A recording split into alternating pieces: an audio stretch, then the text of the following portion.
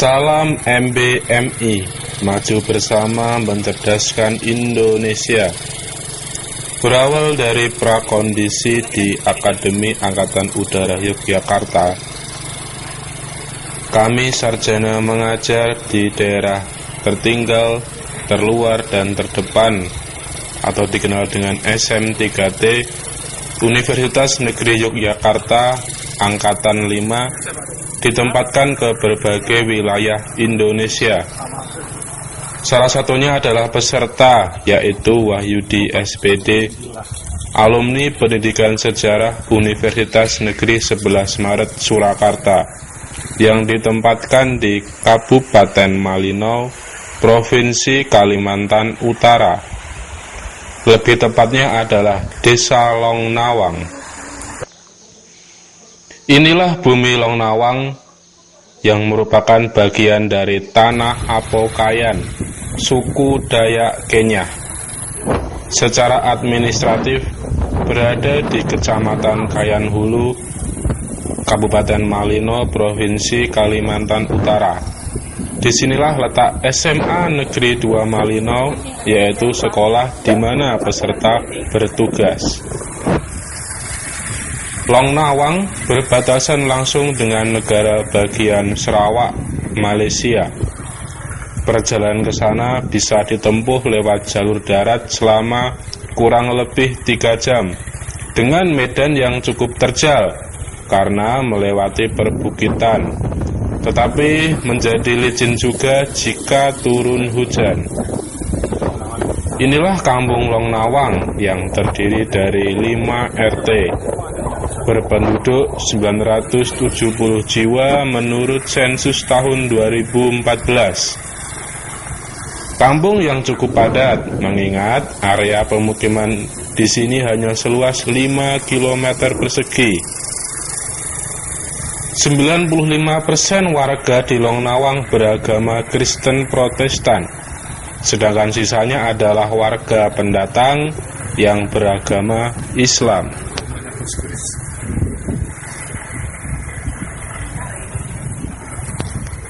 Untuk sampai di Longnawang, peserta harus melewati perjalanan panjang, dimulai dari Bandara Adi Sucipto Yogyakarta, kemudian naik pesawat Garuda Indonesia menuju Bandara Balikpapan, dari Balikpapan naik pesawat lagi ke Tarakan, dari Tarakan naik speedboat ke Malino kurang lebih selama 2 jam. Kemudian dari Malino ke Longnawang tidak bisa menggunakan jalur darat karena jaraknya cukup jauh. Oleh karena itu, peserta harus menuju Bandara Kolonel RA Besing di Kota Malino untuk perjalanan dengan pesawat kecil yang bernama MAP selama kurang lebih 1 jam ke Bandara Perintis Longnawang. Oleh karena itu, peserta mengalami perjalanan yang sangat menakjubkan.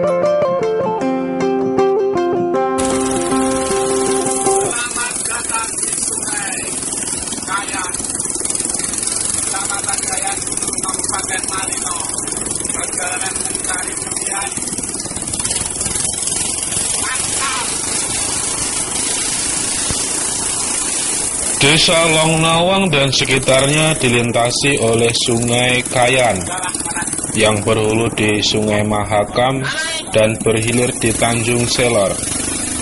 Dahulu, inilah satu-satunya jalur transportasi masyarakat untuk ke desa lain, yaitu menggunakan perahu bermesin yang disebut ketinting.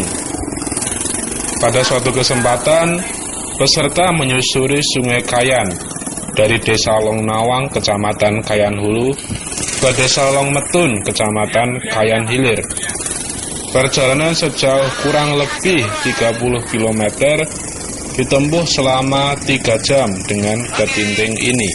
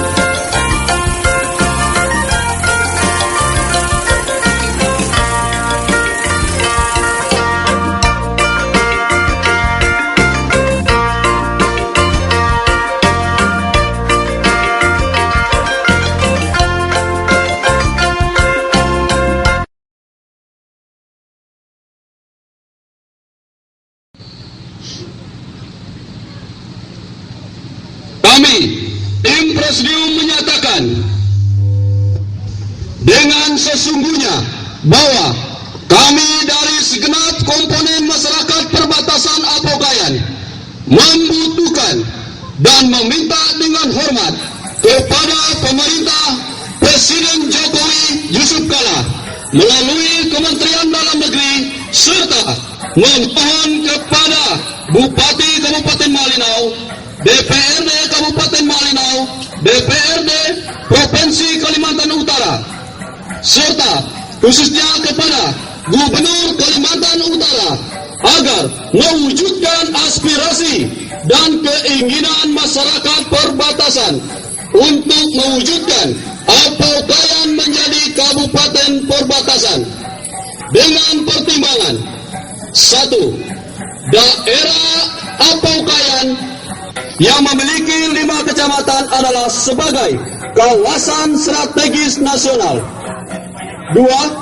Sebagai kawasan strategis nasional, daerah perbatasan Apokayan adalah simbol dari kedaulatan negara dan harga diri bangsa. 3. Agar terjadinya pemerataan pembangunan di segala bidang. 4. Terjadinya proses pelayanan publik yang cepat.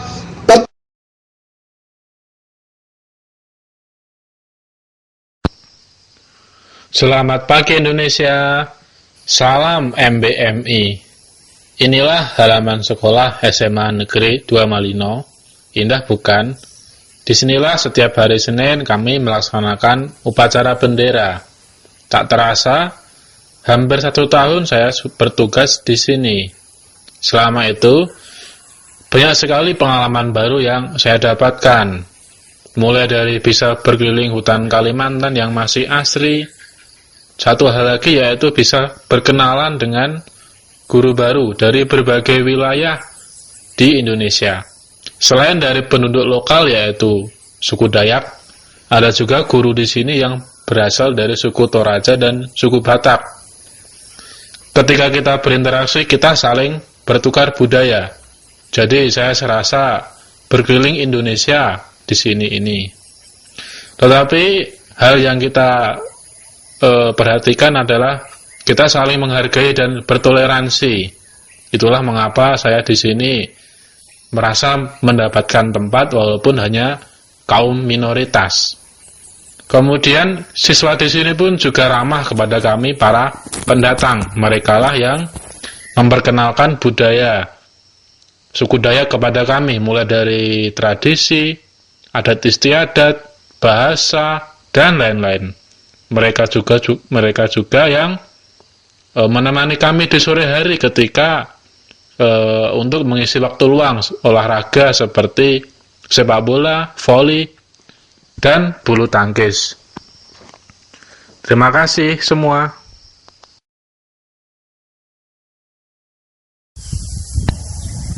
Pada awal berada di sini banyak hambatan permasalahan yang saya dapatkan. Hal ini dikarenakan saya sebagai peserta SM3T ditugaskan di sini sendirian, sehingga di awal tugas kesulitan berinteraksi dengan pihak sekolah. Tetapi karena bantuan dari berbagai pihak, misalnya teman-teman guru, saya cepat beradaptasi dengan kondisi di sini. Sekarang di mes guru sudah ada listrik, meskipun bukan dari PLN. Saya dan teman-teman gurulah yang membuat listrik dari panel surya. Kemudian disambungkan ke aki dan diubah arusnya dari DC ke AC dengan inverter. Inilah sumber listrik yang kami gunakan untuk penerangan malam hari, kemudian cas HP dan laptop, serta menonton TV, meskipun tidak bisa lama. 5 bulan awal di sini, saya dan teman-teman itu mandi dan BAB di sungai, karena belum ada air yang masuk ke rumah. Tetapi dengan gotong royong, kami membuat saluran air dari atas bukit, kemudian dibikin bendungan, dan dialirkan ke mes guru dengan selang. Kemudian dimasukkan ke kamar mandi masing-masing. Sekarang kami bisa mandi di rumah. Kami juga membuat WC ala kadarnya, sehingga mengurangi pencemaran sungai.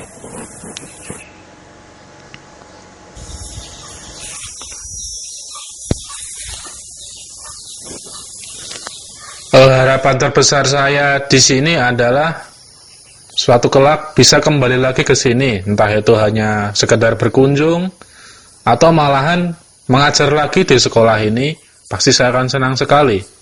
Tetapi jika itu tidak terwujud, bukan suatu masalah juga, asalkan setelah saya tinggal di sini terus mengalami kemajuan, mulai dari pembangunan infrastruktur sekolah, kemajuan kinerja guru, dan tentunya kedisiplinan dan sikap siswa. Itu yang harus terus mengalami kemajuan. Semoga harapan masyarakat Long Nawang untuk mendirikan kabupaten baru, yaitu Apokayan, segera terwujud seperti yang telah dideklarasikan pada bulan Juni yang lalu. Dan satu lagi, kepada SM3T yang akan datang, teruskanlah perjuangan para pendahulumu. Ahalapeh, sampai di sini. Terima kasih Long Nawang, terima kasih Indonesia, terima kasih SM3T. Salam.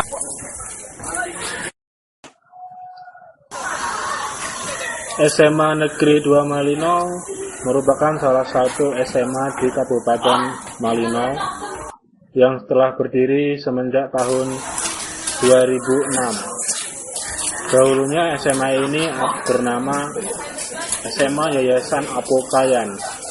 Kemudian tanah dan bangunan dihibahkan ke negeri untuk dijadikan satu-satunya sekolah ketika itu di daerah Apokayan.